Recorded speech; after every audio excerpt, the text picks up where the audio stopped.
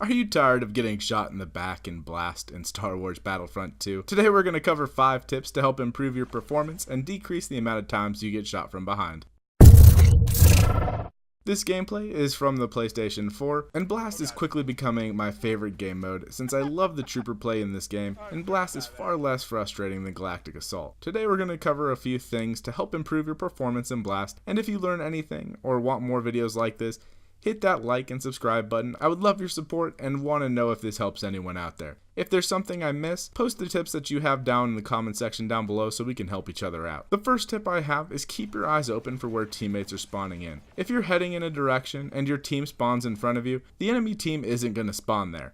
So guess what? They're most likely behind you, so turn around and go back from where you just came. You're likely to run into the enemy spawn wave. This will net you a few more kills and a chance to try out your multi-enemy engagement skills. You could of course continue the same path that you were running and go to your teammates, since you know the area is generally going to be pretty safe, but this will increase the amount of time it takes for you to find enemies and increase the likelihood of you being shot from behind, since enemy spawn waves may have spawned right behind you, since in Blast it doesn't take into account where enemies are when they start spawning in. The second tip I have is to stay on the outer perimeter of the map. Now you may be saying, hey now Red, wait a second, thought you wanted me to get in more fights, everyone runs into the middle, and you would be correct. Everyone tends to run into the middle of the map, and if you're in the middle, you'll get into more fights, but you'll also get a lot more deaths, and not necessarily more kills. If you stick to the outer perimeter, you can only get shot from 3 directions, giving you an advantage of not having to worry about one of your flanks. And you also get to shoot everyone else in the back since they're looking towards the center of the map. This will help increase your kill to death ratio drastically, especially if you struggle to maintain a 1-to-1 ratio, and in Blast, the only thing that matters is your KD, since it's all about ticket counts.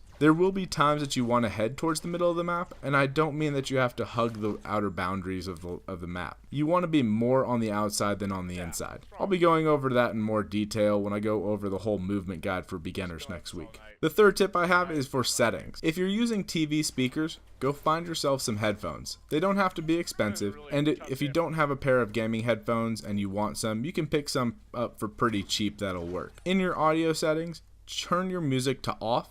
Music will make things harder to hear.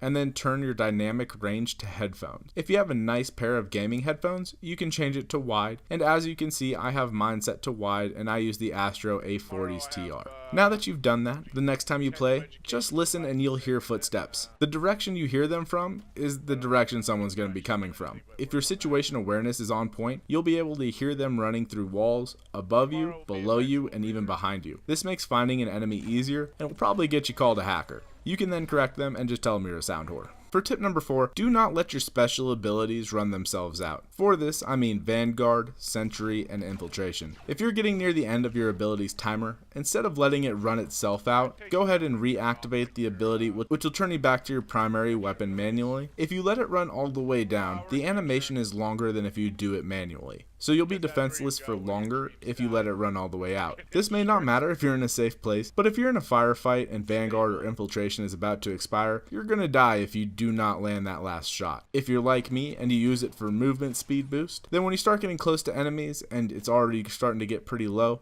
go ahead and drop it then as well. You'll also notice, if you haven't already, that once you start getting near the end of the timer, even if you pull the trigger, it won't shoot because you don't have enough cooldown left. This is just another reason why you should manually go ahead and change over once you notice that your timer is really low. The final tip I have is to keep moving. Now I don't mean you always have to be on the hunt. You can stop and hold a corner or a choke point, that's perfectly fine. What I mean is don't just stand still. If you look at my gameplay anytime I'm holding a position, I'm usually running back and forth or at least in small circles. The reason I do this is so that if I take fire, it's easy for me to roll in a direction that I want to go to since my thumbs are already moving. It also makes it harder for someone trying to line up a headshot on me. Since you're constantly moving, they'll have to constantly move their crosshairs to get to where your head's going to be as opposed to where it just was. If you're on a staircase and you're trying to look down the hallway at the top of the stairs, move up and down as well as side to side. It doesn't have to be large movements, just any movement. It'll help with the